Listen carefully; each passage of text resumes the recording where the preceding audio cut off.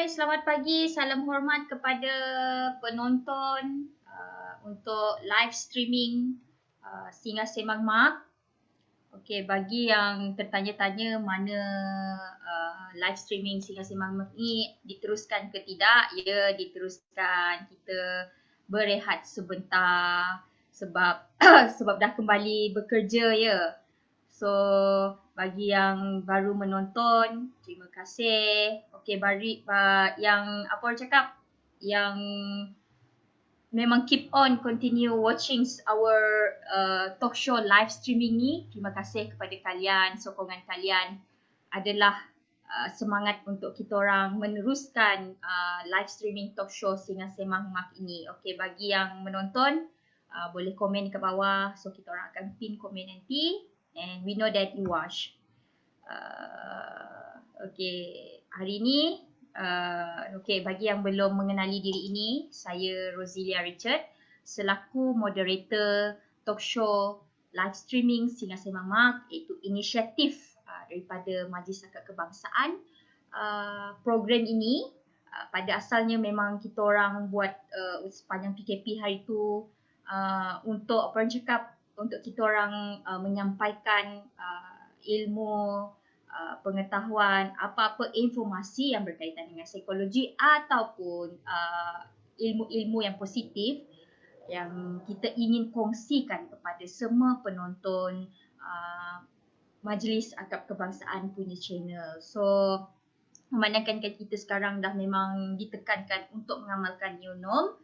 So, ini adalah salah satu cara inisiatif daripada Majlis Akad Kebangsaan untuk melakukan program di atas talian. Okey, kita tanpa melengahkan masa lagi. Kalau tak jelas nanti boleh komen dekat bawah ya. Kalau suara ke macam mana ke, nanti kita orang notify dia. Technically kita akan inilah, kita akan buat. Okey, tanpa melengahkan masa lagi, saya akan memperkenalkan panel kita pada hari ini, panel jemputan daripada Majlis Akad Kebangsaan. Beliau akan berkongsi tentang tajuk ibadah solat dalam hubungan pekerjaan, iaitu panel kita jemputan daripada Kuantan ya, daripada Majlis Perbandaran Kuantan, iaitu Haji Syairul Fauzi bin Haji Sharif. Beliau merupakan penolong pegawai tadbir dan beliau mendapatkan Ijazah Sarjana Muda Syariah di Universiti Al-Azhar Cairo. Beliau berkhidmat di Majlis Perbandaran Kuantan selama 16 tahun. Okey, tanpa melengahkan masa lagi, saya menjemput panel yang ke-8 untuk program live streaming talk show Singa Semang Mak pada hari ini ke dalam konti. Okey. Assalamualaikum warahmatullahi wabarakatuh. Ya, apa khabar Cik Ros pagi ni? Sihat? Saya sihat. Cuaca hari ni agak orang cakap agak windy, semua macam mendung, tak hujan. Macam mana dekat Kuantan? Kuantan pagi ni cerah dan cuaca baik hari ni, pagi ni. Dan insya-Allah mungkin sampai ke petang lah kita orang warga Kuantan harap-harap cuaca cerah pada hari ni. Okey, baik. Okey, boleh saya mulakan? Sebab saya boleh Encik, boleh. Kita ada masa 30 minit saja untuk bercakap tentang tajuk yang telah saya sediakan untuk pada pagi ini. Terima kasih kepada Majlis Akrab Kebangsaan atas jemputan untuk 30 minit dalam singgah siabang Mak. Mak ni Majlis Akrab Kebangsaan yang telah diusahakan oleh Majlis Kebangsaan bagi kita mengisi ruang-ruang dalam pekerjaan kita pada setiap hari. Bismillahirrahmanirrahim. Alhamdulillahilladzi hadana li hadza wa ma kunna linahtadiya laula an hadana Allah. Asyhadu an la ilaha illallah wahdahu la syarika lah wa asyhadu anna Muhammadan abduhu wa rasuluh. Rabbi shrah li sadri wa yassir li amri wa hlul 'uqdatam min lisani yafqahu qawli, amma ba'd. Pertamanya marilah kita mengucapkan syukur kepada Allah Subhanahu Wa Taala diberikan ruang sedikit untuk kita sama-sama berkongsi dalam masa 30 minit yang tidak lama untuk kesesuaian kita bekerja pada pagi ini. Tajuk yang saya bawa kepada sindang penjunti muslimin dan muslimat warga kerja, ibadat solat dalam hubungan pekerjaan. Sebelum saya meneruskan perbincangan ataupun kata dalam tajuk kita pada pagi ini, saya ingin mengucapkan selamat menyambut Aidul Adha yang 3 hari lagi. Kita hari ni hari Selasa, Rabu, Khamis, Jumaat. InsyaAllah hari Jumaat kita akan menyambut sambutan Aidul Adha, ibadat korban kita pada pagi ini, pada tahun ini. Walaupun Malaysia tidak dapat ataupun tidak menghantar jemaah kita pada tahun ini, insya-Allah ibadat korban tetap kita lakukan di masjid dengan SOP yang telah ditetapkan oleh kerajaan bagi kita menjayakan ibadat korban kita pada tahun ini. Kalau kita lihat pada tahun ini ialah tahun yang amat kelainan bagi kita yang mana baru ini kita tidak dapat menyambut Aidilfitri dengan sebab kita ditimpa dengan musibah pandemik COVID-19 yang melanda seluruh negara. Tapi alhamdulillah hingga hari ini kita telah dapat mengharungi penyakit tersebut dan semoga kita berjaya dalam memerangi penyakit ini, dan insya-Allah kita berharap kita semua sama-sama jaga diri kita. Muslimin muslimat yang dirahmati Allah dan pekerja yang saya hormati, berkenaan dengan solat yang ingin saya nyatakan di sini, ia maknanya kita telah diperintahkan oleh Allah Subhanahu Wa Taala melalui junjungan kita Nabi Muhammad SAW dalam ibadat kita yang sudah pastinya ia adalah tanggungjawab kita melaksanakan tuntutan kita kepada Allah Subhanahu Wa Taala. Solat dan kerja, iaitu mempunyai hubungan yang sangat rapat ya antara satu sama lain. Di mana kita sebagai seorang Muslim, kerja mana pun kita lakukan, ibadat tetap kita kena lakukan. Dan tidak ada istilah kita katakan kita sibuk dan kita tidak dapat melakukan ibadat tersebut. Muslimin dan muslimat yang dirahmati Allah, yang mana yang saya nyatakan di sini antara solat dengan kerja, yang mana kerja itu kita ibaratkan sebagai suatu entiti bangunan. Perumpamaan ini sebagai sebuah bangunan yang dibina oleh manusia. Sebelum bangunan itu dibina, sudah pastinya ia memerlukan tapak dan semua asas-asas untuk kita dirikan bangunan. Itu tapak dan tiang.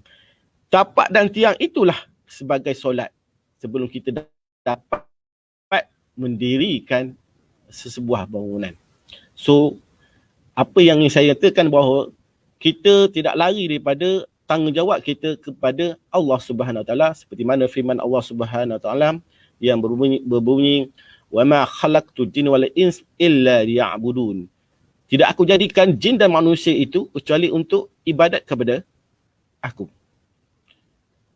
Jadi tanggungjawab kita ini akan dipersoalkan di akhirat nanti, yang mana sudah pasti kita mempunyai dua alam, iaitu alam barzah dan alam akhirat.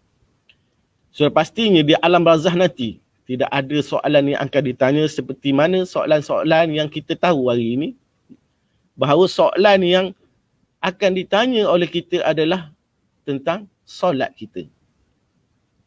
Jadi malaikat tidak akan bertanya kamu ni kerja macam mana, dapat cemerlang berapa kali, berkhidmat berapa lama. dan sebagainya. Yang akan ditanya tentang solat kita. Adakah kita menunaikan solat kita yang menjadi tunjang utama kita dalam kita melaksanakan pekerjaan. Muslimin muslimat yang dirahmati Allah dan pekerja-pekerja yang saya rahmati. Dalam kita mengerjakan solat itu sudah pasti ada kaitan kita dengan pekerjaan kita. Hari ini kita masuk kerja seperti biasa, kalau kerja dengan kerajaan akan masuk pukul 8 sampai pukul 5 petang. Di situ ada ruang-ruang yang mana kita diberikan pelepasan untuk kita mengerjakan ibadat, sama ada ibadat sunat ataupun ibadat wajib. Sekiranya macam waktu pagi ini, kita diberi ruang untuk kita menunaikan solat sunat duha yang digalakkan untuk dilakukan. Kalau bolehlah, kita semua boleh melakukan, mohon Allah Ta'ala agar kita diberikan rezeki yang melimpah dalam kita mencari keredaan Allah Subhanahu Wa Ta'ala. Dalam solat itu sendiri, kalau kita lihat dalam solat duha, sebelum saya kaitkan dengan pekerjaan kita, kita mohon pada Allah Ta'ala, ya Allah, sekira rezeki itu berada di langit, maka engkau turunkanlah. Dan sekira rezeki itu berada di bumi, maka engkau keluarkanlah. Dan sekira rezeki itu berada di jauh, maka engkau dekatkanlah. Sekira rezeki itu haram, maka engkau sucikanlah. Sekira rezeki itu berada jauh, maka engkau dekatkanlah. Dalam kita menunaikan ibadat solat kita itu sendiri, kaitan kita dengan pekerjaan kita amat rapat sekali. Kalau kita tatbikkan atau kita olahkan dalam pekerjaan kita hari ini, contohnya kalau kita mengerjakan solat berjemaah pada waktu zuhur dan waktu asar yang diberikan ruang untuk kita bersama jemaah. Lebih cantik kalau kita dapat semuanya, pekerja-pekerja terutama lelaki yang dapat melaksanakan solat berjemaah bersama. Tapi mungkin ada kekangan-kekangan yang ada di kalangan kita yang begitu sibuk. Tapi percayalah, di situ kalau kita lihat perjalanan solat itu sendiri memang cantik untuk kita laksanakan. Kita turuti. Kita lihat bagaimana kita dipanggil untuk mengerjakan solat. Akan dipanggil dengan azan. Dalam azan itu akan menyebutkan hayya 'alas solah dan hayya 'alal falah. Hayya 'alas solah itu kita menyebut marilah kita sembahyang. Dan diikuti dengan hayya 'alal falah dan marilah kita menuju kejayaan. So kalau kita dapat meninggalkan sementara pekerjaan yang kita lakukan hari ini, hatta kalau kita sedang ataupun mengendalikan mesyuarat, bila mesyuarat itu masih dalam kita bermesyuarat itu, mungkin kita boleh tangguh sementara, kita berjemaah bersama-sama. Sebab kalau kita lihat dalam suasana hari ini yang begitu cantiknya, kalau kita siapa yang telah menunaikan fardu umrah, fardu haji di Mekah dan di Madinah, setiap waktu solat itu sendiri, 5 waktu solat itu, kalau kita lihat semua di gedung-gedung perniagaan ditutup untuk menyahut seruan daripada Allah Subhanahu Wa Taala untuk mengerjakan solat dan menuju kejayaan, iaitu yang sepatutnya dan digalakkan kita untuk kita melakukan pada hari ini. Dalam kita mengerjakan solat itu sendiri, kalau kita lihat,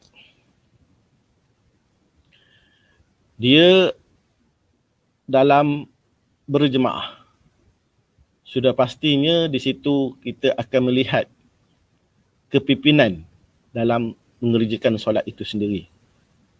Imam. Bukan semua orang boleh jadi imam untuk mengerjakan solat itu.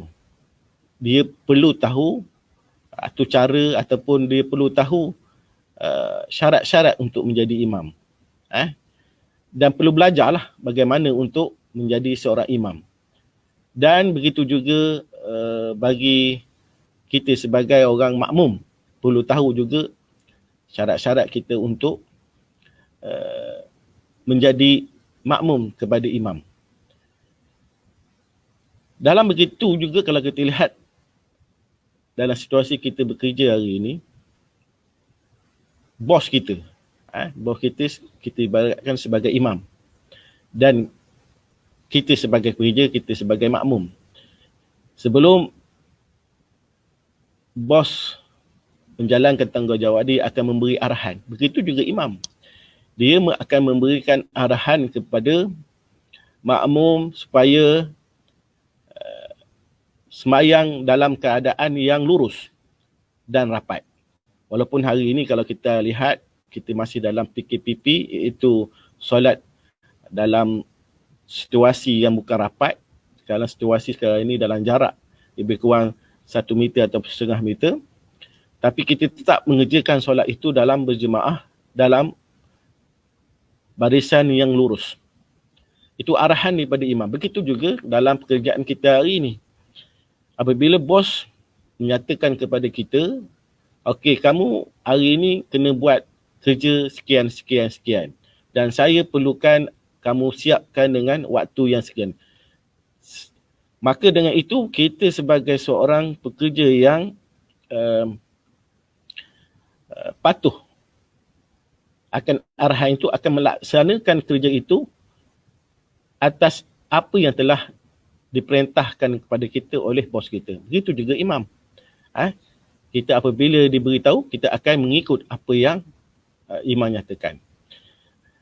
Kita lihat juga, saya nak kaitkan juga dalam keadaan kita berimam ini dengan makmum, dengan kerja kita, dengan pekerja kita. Dalam keadaan ini, apabila kita lihat, sudah pasti ada manusia ini ada sedikit kesalahan ataupun alpa apabila melakukan suatu pekerjaan. Manusia ini tidak sempurna. Kita lihat yang mana perkataan manusia itu, insan itu adalah seorang yang pelupa. Jadi dalam kita mengerjakan solat itu sendiri, kita lihat sekiranya imam melakukan kesalahan, kita sebagai seorang makmum perlu menjadi tanggungjawab kita untuk menegur imam. Begitu juga dalam amalan kita bekerja hari ini.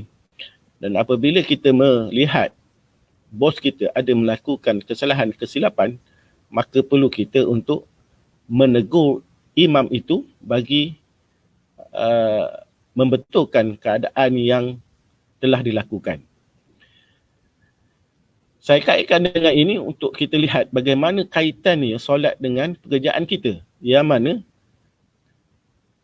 apabila imam contohnya membaca bacaan yang salah dan si makmum sudah pastinya ada yang mengetahui akan bacaan yang menyatakan itu salah. Apa yang perlu dibuat? Pertamanya menegur cara dengan membetulkan keadaan itu dengan sebanyak berapa kali? Sudah pastinya dengan 3 kali. Itu dari segi bacaan. Begitu juga dari segi perbuatan. Dalam kaedah-kaedah ini kalau kita lihat, ada tata cara untuk kita menegur imam. Ada uslub dalam kita menegur imam. Iaitu orang yang berada di belakang imam biasanya muazzin atau mubilal. Bukan sebarang orang yang boleh menegur imam. Ataupun imam 1 atau imam 2, imam 3 yang berada. Maknanya barisan yang contoh kalau berimam ada baris 2, 3, yang berada di baris 2 atau baris 3 dia tidak layak untuk menegur imam. Kerana tanggungjawab yang pertama adalah tanggungjawab barisan yang pertama untuk menegur imam. Untuk membetulkan keadaan salah yang perlu dibetulkan kepada imam. Dalam menegur imam ni kita kena ada cara, kaedah untuk kita menegur imam. Kalau sekiranya dalam perbuatan fi'li dia melakukan kesalahan, sudah pastinya kita akan menyebut dalam perkataan subhanallah. Subhanallah, subhanallah untuk mengingatkan kepada kesalahan yang telah dilakukan oleh imam. Dan imam itu sendiri sudah pastinya kena alert, kena ambil perhatian apa yang telah ditegur. Bukan dengan cara sombong, ya, dengan cara, bukan cara dengan tidak peduli apa yang ditegur. Dan itulah yang nak kita kaitkan dengan pekerjaan kita hari ini. Pekerjaan kita hari ini, kalau kita nak menegur kepada pemimpin kita, bos kita, ada caranya. Contohnya, bos telah melakukan satu kesalahan dalam pekerjaan. Siapa yang patut menegur? Kalau situasi dalam tempat saya, contohnya di PBT, pihak berkuasa tempatan, yang pertama ataupun pucuk utama adalah yang dipertua. So, barisan yang saya ni duduk belakang sekali. Jadi saya tidak sepatutnya orang kata memberi ataupun terus direct kepada yang dipertua untuk memberi teguran ini. Kita perlukan salurkan teguran ini kepada siapa yang dekat dengan yang dipertua. Contohnya kalau di pihak BBT, setiausaha majlis pembandaran dan sebagainya lah, yang rapat dengan, yang selalu bersama dengan yang dipertua. Itu caranya kita menegur untuk menjadikan hubungan kita dengan bos atau hubungan kita dengan sesama kita ini lebih baik. Sebab bukan senang kita untuk menegur pihak atasan. Orang atas dia mudah untuk menegur orang bawah, tapi orang bawah bukan senang untuk menegur orang atas. Maksud saya di sini, sekiranya kalau kita lihat makmum yang ada di barisan yang di belakang, biasanya sukar untuk menegur imam sebab dia duduk di barisan belakang. Dia tidak mendengar ataupun dia tidak boleh menyahut suara dia dengan kuat untuk memberitahu tentang kesalahan imam. Jadi orang yang wajib dilakukan untuk ataupun patut melakukan teguran itu adalah orang yang dekat dengan imam. Itu kaitan dia antara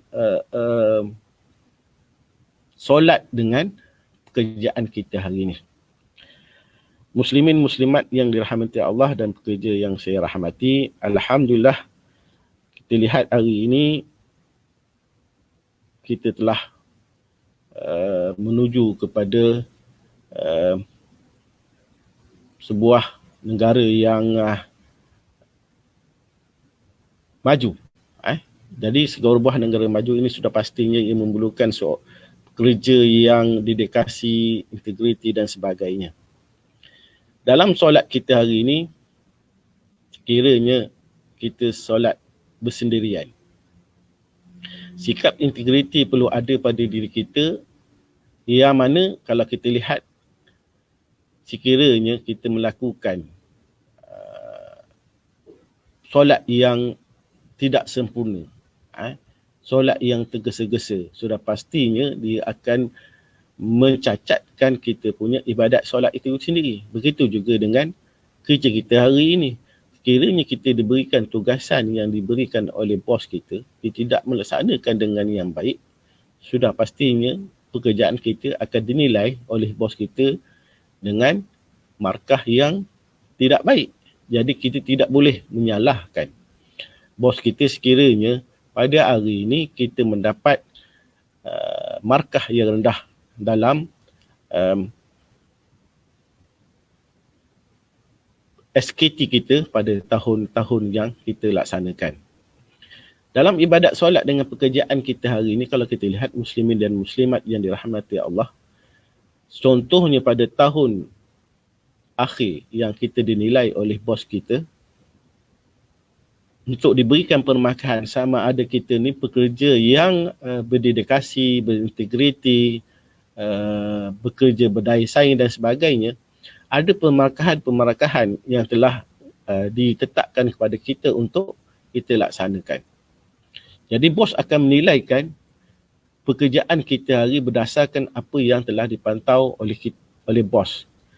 So, begitu juga hari ini kalau kita lihat solat kita akan dinilai seperti mana dalam surah yang disebut wailul lil musallin, neraka wil lah bagi orang yang solat dia dalam keadaan yang lalai, cuai.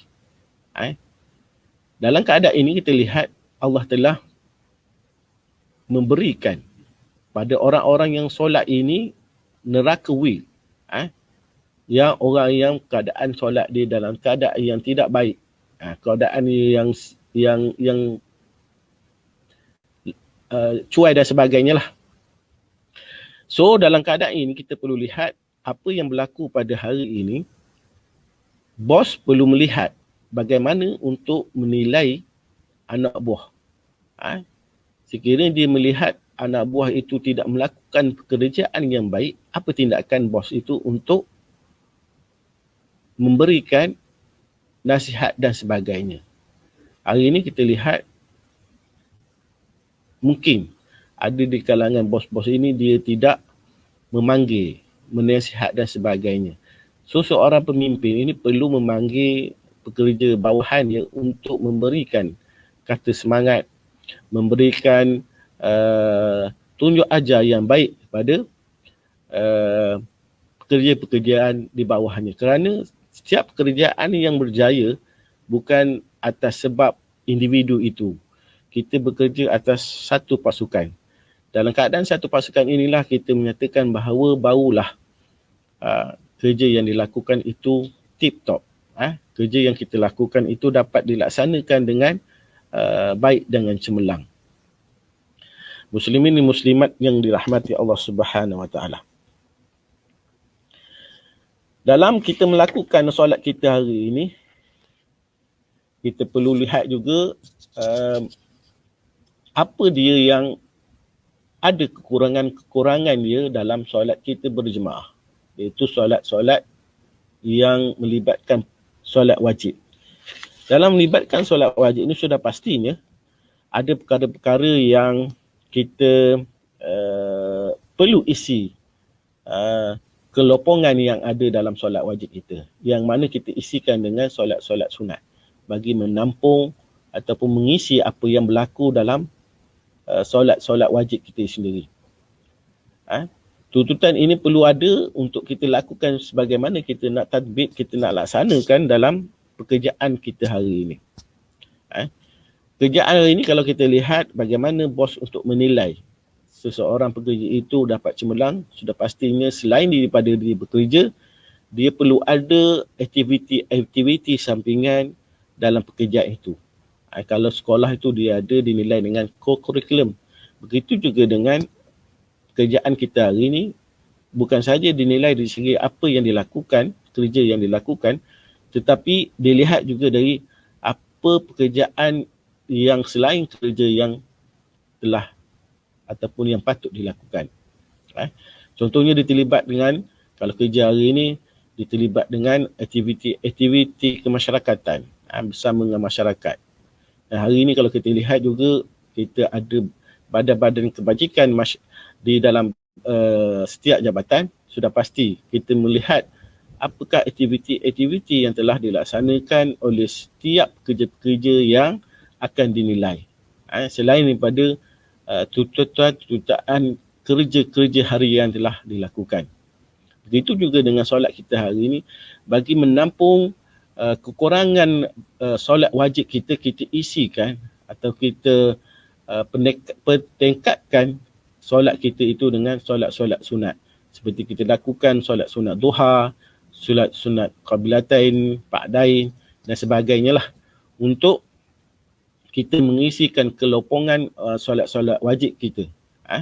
Dan kita perlu lihat, kita perlu ambil perhatian bahawa apa yang kita laksanakan hari ini adalah semata-mata kita untuk menjadi hamba Allah Subhanahu Wa Taala. Dalam kita bekerja kita untuk mendapat keredaan Allah Subhanahu Wa Taala, mendapat rahmat Allah Subhanahu Wa Taala, kita perlu juga dalam memberikan diri kita ini suatu kekuatan, iaitu dengan mengerjakan solat-solat yang saya sebutkan tadi. Setiap hari kalau waktu kerja itu Isnin sampai Khamis itu, kita galakkan kita istiqamah diri kita untuk kita melakukan solat sunat duha. Yang mana banyak manfaat yang mengerjakan solat duha ini akan mendapat rezeki yang melimpah dan sebagainya. Begitu juga dengan solat-solat yang lain bagi menampung solat wajib yang telah kita lakukan setiap hari. Dalam kita melaksanakan solat ini, Allah telah perintahkan melalui junjungan kita Nabi Muhammad SAW solat 5 waktu. Bermula pada subuh, zuhur, asar, maghrib dan isyak. Kita digalakkan ataupun diwajibkan kalau boleh setiap waktu ini kita dapat berjemaah. Kita berjemaah kalau dapat cantiknya di setiap jabatan itu dapat laksanakan semua jemaah laki-laki dapat berjemaah. Memenuhi solat surau di setiap jabatan. Bagi kita lihat kekuatan situasi setiap jabatan itu sendiri dalam kita melaksanakan tu. Dalam melaksanakan solat ini sudah pastinya dia memerlukan ruang dan peluang oleh jabatan kita. Kalau kita lihat tidak ada masalah. Kita sebab kita sebuah negara Islam yang tiada dari segi melakukan ibadat itu diberikan waktu untuk kita mengerjakan solat berjemaah, dan kita sepatutnya ambil peluang ini bagi kita laksanakan perkara ini. Saya rasa cukup untuk setakat ini. Kita dah masuk rasanya dalam 30 minit lebih dalam tajuk kita ibadat solat dengan hubungan pekerjaan. InsyaAllah saya mengucapkan terima kasih kepada Majlis Akrab Kebangsaan kerana sudi pagi ini memberikan ruang kepada saya untuk bersama-sama untuk berkongsi dalam tajuk pada pagi ini. Terima kasih kepada Cik Ros daripada Akrab yang telah memberikan ruang kepada saya untuk pagi ini, yang mana apa yang telah saya sampaikan pada pagi ini mungkin tidak teratur, dan saya mohon maaf kerana yang baik itu datangnya daripada Allah dan kekurangan itu adalah daripada kelemahan diri saya. Dengan itu saya sudahi. Assalamualaikum warahmatullahi taala wabarakatuh, dan saya serahkan kepada Cik Ros untuk seterusnya. Kita tak ada soalan Cik Ros? Tak ada soalan, tak ada soalan. Okey, terima kasih cukup waktu ke? Cukup waktu nak ada tambah lagi ke? Saya tanya ada cukup waktu ke kurang waktu ke? Saya tak cukup berapa waktu. Tengok dia. Cukup waktu. Cukup betul. Terima kasih dengan Haji Sairul bin Fauzi, Haji Sairul Fauzi daripada MPK dengan perkongsian berkenaan dengan tajuk ibadah solat dalam hubungan pekerjaan. Okey, semoga perkongsian yang diberikan oleh panel ke-8 kita iaitu Haji Sairul bermanfaat untuk kita semua dan kita boleh apply, praktiskan dalam kehidupan seharian kita. InsyaAllah. Semoga kita semua mendapat rahmat dan berkat. Amin. Okey, bagi yang tak sempat nak tonton secara live streaming video kita pada hari ini, tak apa, yang ini recorded, boleh tengok bila-bila masa lepas korang habis kerja nanti ke, ataupun time korang ke lapangan. Dan jangan lupa share video ni banyak-banyak sebab nanti kita nak sharekan ilmu daripada panel ke-8 ni kepada penonton-penonton yang tak ada dalam grup Masyarakat Kebangsaan ini. Sebelum tu saya ingin mengucapkan selamat Hari Raya Haji kepada sama-sama semua. Selamat Hari Haji, insyaAllah. Balik mana? Cik Ros balik mana? Saya tak balik, saya orang seberang. Oh, seberang. Orang seberang. Dua raya lah. Dua raya. Okey, jadi yang akan balik pada hari ni, saya rasa ramai yang akan balik hari ni. Selamat, apa orang cakap? Selamat sampai ke rumah dan pandu berhati-hati. Betul. Jangan lupa amalkan norma baru. Pakai pelitup muka di tempat awam. Jadi kita ingat pergi, 1 Ogos sudah bermula, kena wajib pakai. Ya, betul. Jangan elakkan tempat yang sesak kalau boleh. Kalau nak shopping barang-barang raya tu, tak payahlah satu keluarga pergi hantar wakil ke untuk mengelakkan sesuatu yang tidak baik. Tapi raya haji ni orang tak pergi shopping. Orang nak milih kambing lembu je. Ya, betul. Bagi haji, raya dekat mana ya?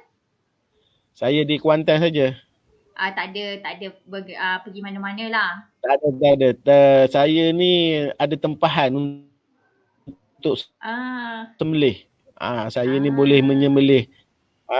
Jadi untuk raya ni ada 3 ekor lembu dengan seekor kambing kena sembelih. Baik. Okey. Terima kasih. Jadi nanti kalau ada rezeki mungkin saya boleh post lah daging untuk Cik Ros.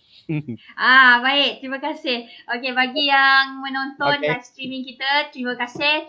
Kita akan bersiaran lagi selepas Raya Haji. Okey, ingin saya kepada penonton-penonton, kepada ahli Majlis Akad Kebangsaan, di mana saja anda berada, terutamanya di area Putrajaya, Selangor dan sekitar Lembah Kelang, kita akan mengadakan